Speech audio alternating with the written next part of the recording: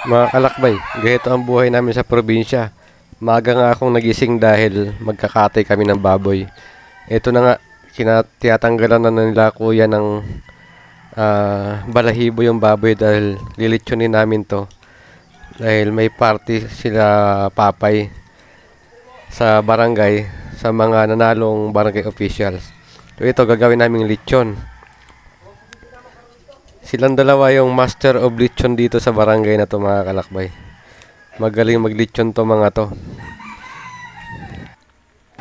Ito na nga, minikos-mikos na nga ni kuya yung baboy na lechonin natin. Malapit na rin to maluto mga kalakbay.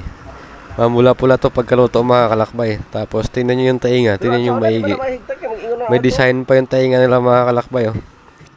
Ginawang bulaklak yung tainga mga kalakbay. Dito nga kami sa plaza, kaya yung anak ko napadikit na sa table na may lechon mga kalakbay. Ayan.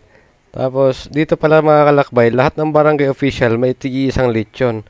So I think mga 12 na lechon dito mga kalakbay na nasa plaza ngayon. Yun yung anak ko. Lahat ng table mga kalakbay may kanya-kanyang lechon eh. Tsaka yung kanin dito mga kalakbay puso na gawa sa dahon ng nyog.